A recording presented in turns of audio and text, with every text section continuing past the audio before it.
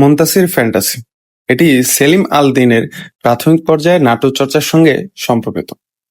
তার প্রথম দিকের নাটকগুলোতে আধুনিক শহরে সমাজ, ব্যঙ্গ, ফ্যান্টাসি, অস্বাভাবিক পরিস্থিতি এবং ইউরোপীয় নাট্যরীতির প্রভাব দেখা যায়। মুনতাসির ফ্যান্টাসি নাম থেকে বোঝা যায় এখানে বাস্তবতার সঙ্গে কল্পনা বা ফ্যান্টাসির মিশ্রণ ঘটেছে। মুনতাসির ফ্যান্টাসি এমন একটি নাটক যেখানে মানুষের মনের ভেতরে ইচ্ছা, ভয়, স্বপ্ন, অসন্তোষ এবং সামাজিক বাস্তবতার সঙ্গে কল্পনার সংঘাত প্রকাশ পেয়েছে। নাটকের নামের ফ্যান্টাসি শব্দটি শুধু রূপকথার কল্পনা নয়, বরং মানুষের ভেতরে অদৃশ্য জগতের ইঙ্গিত। বাস্তব জীবনে যা করতে পারে না, যা বলতে পারে না, যা হতে পারে না, তা সে কল্পনার জগতে করতে চায়। মুনতাসির চরিত্রটি সেই মানসিক জগতের প্রতিনিধি হিসেবে ভাবা যায়।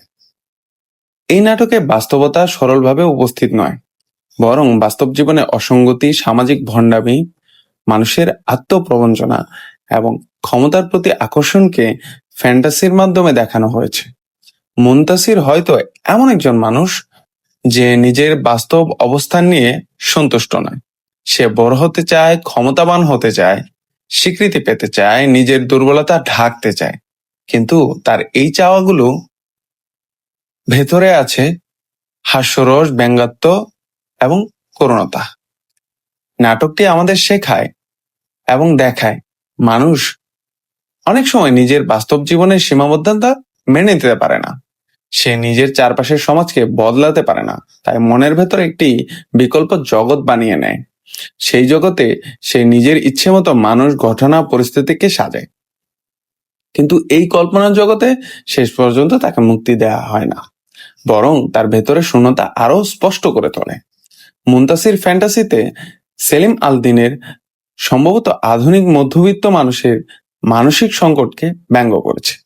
সমাজে অনেক মানুষের বাইরে একরকম, ভেতরে অন্যরকম, শিক্ষিত, ভদ্র ও সফল বলে মনে হয়, কিন্তু ভেতরে তাদের মধ্যেও থাকে হতাশা, হীনমন্যতা, ভয়, স্বপ্নভঙ্গের কষ্ট। এই নাটক সেই অন্তর্জগৎকে নাট্যরূপ দিয়েছে। এখানে ফ্যান্টাসি ব্যবহারের কারণ হলো বাস্তবকে আরো তীক্ষ্ণভাবে দেখানো।